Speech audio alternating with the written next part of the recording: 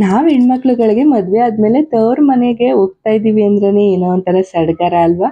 Hi everyone, ಎಲ್ರು ಹೇಗಿದ್ದೀರಾ? ಎಲ್ಲರೂ ಚೆನ್ನಾಗಿದ್ದೀರಾ ಅಂತ ಅನ್ಕೊಳ್ತೀನಿ. Welcome to another mini vlog. ನಿಜಾನೇ ಅಲ್ವಾ? ಅದೇ ಇಲ್ಲಿ ಅಪ್ಪ ಅಮ್ಮನ ಮನೇಲಿದ್ದಾಗ ಅವ್ರನ್ನ ಎಷ್ಟು ಗೋಳಿಕೊಂತಿದ್ವಿ. ಜೊತೆಲಿದ್ದಾಗ ಯಾರ ಬೆಲೆನೂ ಗೊತ್ತಾಗಲ್ಲ. ನಾವು ಅವರಿಂದ ದೂರ ಹೋದಾಗೆ ಅವ್ರ ಬೆಲೆ ಗೊತ್ತಾಗೋದು ಅನ್ನೋದು 100% ನಿಜ. ಅದೇ ನಾವು ಇಲ್ಲಿ ಮನೇಲಿದ್ದಾಗ ಎಷ್ಟು ಗೋಳಿಕೊಂತಿದ್ವಿ. ಇವಾಗ ಮದ್ವೆ ಆಗಿ ಗಂಡನ ಮನೆಗೆ ಹೋದ್ಮೇಲೆ ಅಪ್ಪ ಅಮ್ಮನ ಎಷ್ಟು ಮಿಸ್ ಮಾಡ್ಕೊಳ್ತೀವಿ, ಒಂದೊಂದು ಕ್ಷಣನೂ ಕೂಡ ಮಿಸ್ ಮಾಡ್ಕೊಳ್ತೀವಿ. ಆ ಟೈಮಲ್ಲಿ ಎಷ್ಟು ಬೇಜಾರಾಗುತ್ತೆ ಅಲ್ವಾ. ಅಯ್ಯೋ, ನಾವು ಅವ್ರನ್ನ ಅಷ್ಟು ಗೋಳಿಕೊಳ್ಬಾರ್ದಿತ್ತು ಅನ್ಸುತ್ತೆ. ಇವಾಗಂತೂ ಎಷ್ಟು ಬೇಗ ಅವ್ರನ್ನ ನೋಡ್ತೀವೋ, ತವ್ರ ಮನೆಗೆ ಎಷ್ಟು ಬೇಗ ಹೋಗ್ತೀವಿ ಅಂತ ಕಾಯ್ಕೊಂಡು ಕುಂತಿರ್ತೀವಿ.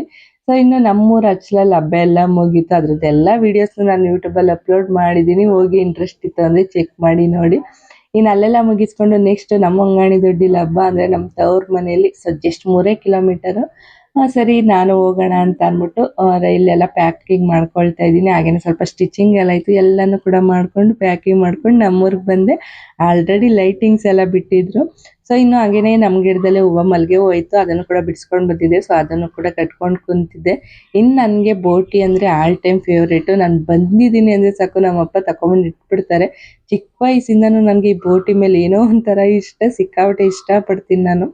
ಸೊ ಇನ್ನು ಅಮ್ಮನೂ ಕೂಡ ಅಡುಗೆನ ಮಾಡಿದ್ರು, ಊಟ ಮಾಡ್ಕೊಂಡು ಮಲ್ಕೊಂಡ್ವಿ. ಸೊ ಇದಾಗಿತ್ತು ಒಂದು ಮಿನಿ ವ್ಲಾಗ್. ಬಾಯ್.